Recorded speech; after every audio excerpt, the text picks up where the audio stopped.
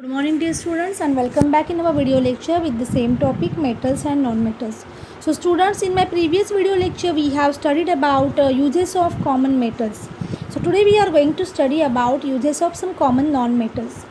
So the important non-metals that find use in our day-to-day life are oxygen, carbon, coal, graphite, diamond, charcoal, etc.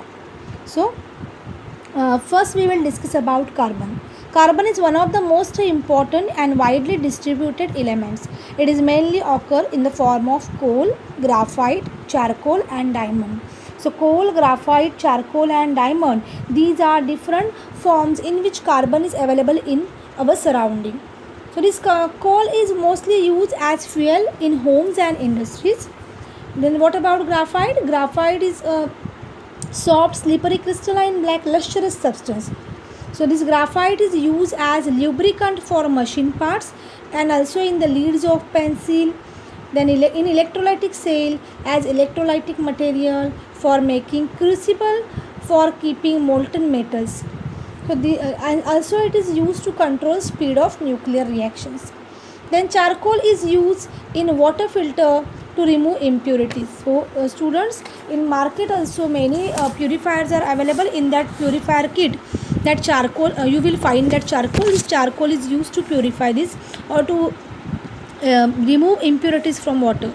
It is used as decolorizing agent in sugar industry.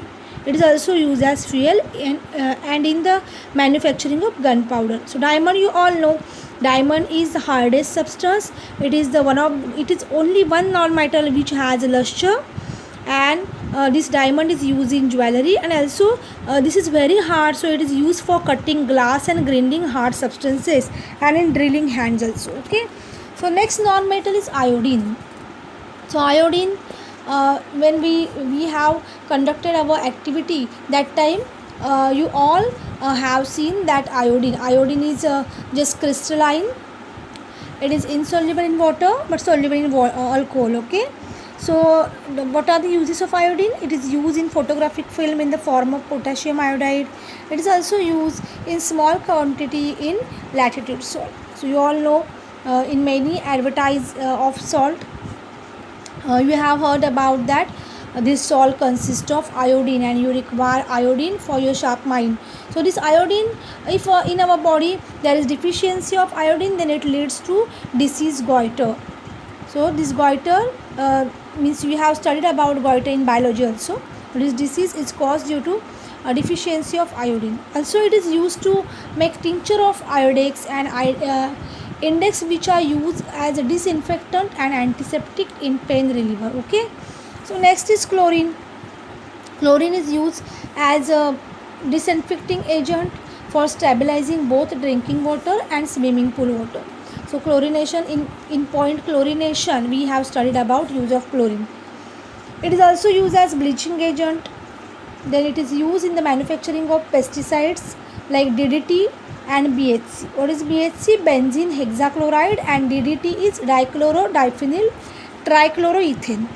Also this chlorine is used it is used in the manufacturing of bleaching powder. Then next non-metal is nitrogen. The liquid nitrogen is used as cooling agent in refrigeration.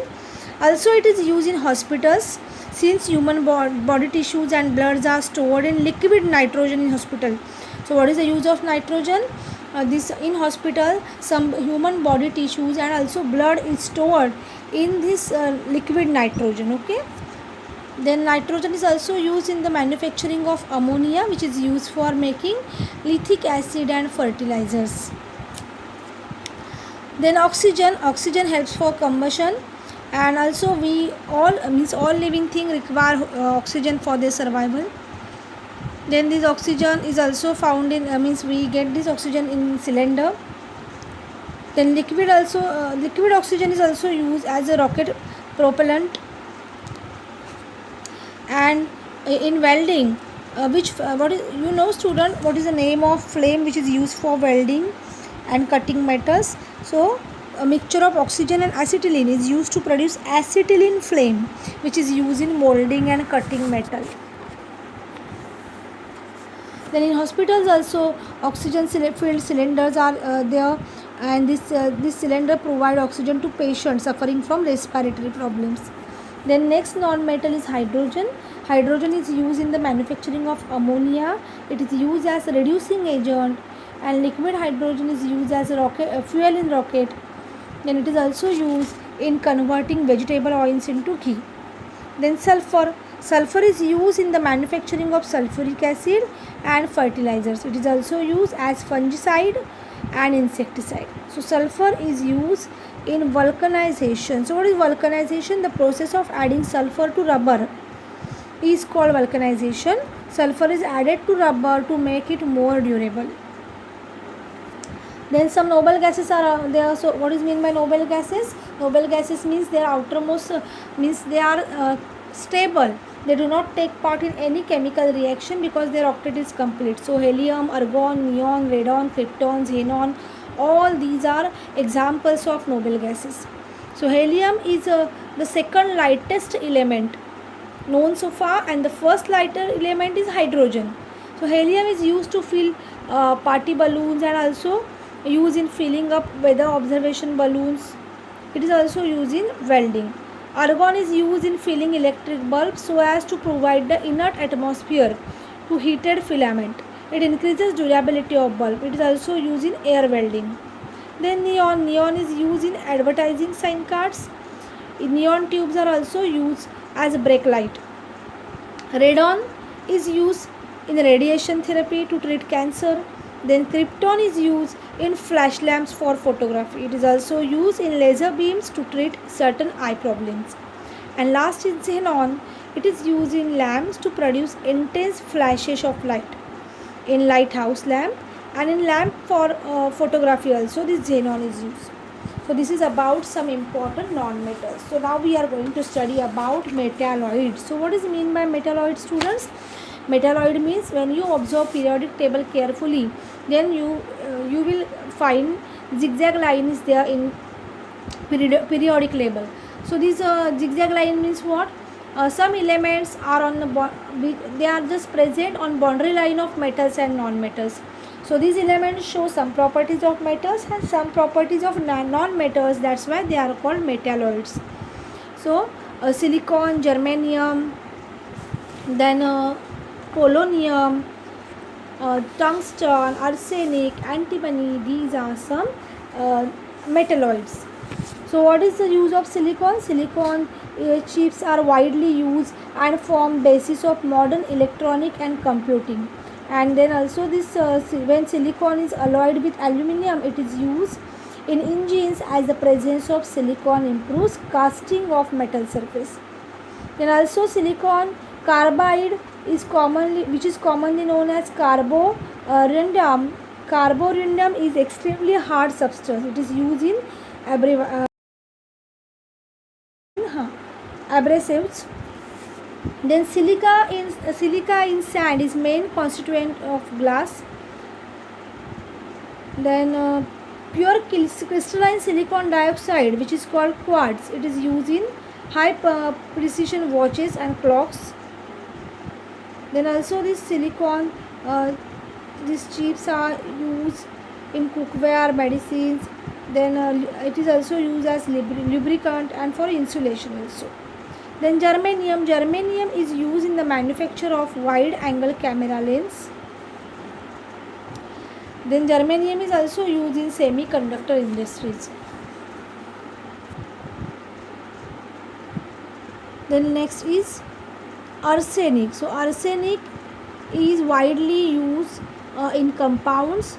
Then this arsenic, a compound of arsenic called gallium arsenide is used to make light emitting diodes, LEDs. In LEDs this arsenic is present. These LEDs are widely used in handheld calculators, clocks, watch and a number of other electronic devices. Then tungsten. So students, nowadays we are using white bulbs, but before that we have used yellow bulb, and in that yellow bulb that coil is there, which that coil that filament is used, it is made up of tungsten. So this tungsten is traditionally it is used in light bulbs. Okay. Then tungsten is combination of it, tungsten in combination with calcium and magnesium. It is widely used in fluorescent light also. Then antimony.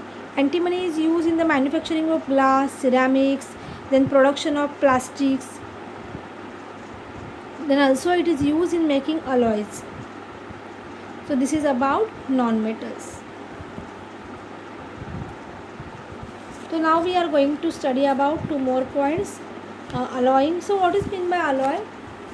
Alloy is some metals when alloyed with other metals become more resistant to rusting.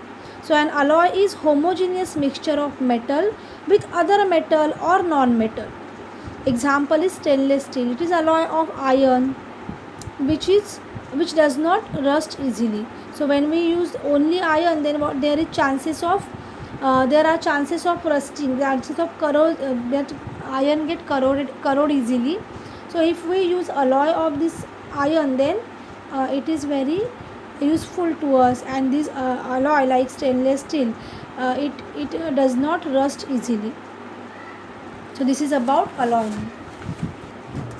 So next point is electroplating. Electroplating is the process in which one metal is just coated, or thin layer of one metal is coated on the another metal to prevent its rusting, to prevent its corrosion. Then galvanizing is the same process. In galvanizing, coating of metal surface with zinc is called galvanizing. This is done by first cleaning the object and then galvanize thoroughly. Then it just dipping into molten zinc. So iron sheets used in roofing and for making buckets and drums are thus galvanized to prevent from rusting. Galvanized iron pipes are also used to carry water in houses. This is about electroplating and galvanizing. So I hope you got all points related to metals and non-metals. If you have any doubt in this, you can ask me. Thank you.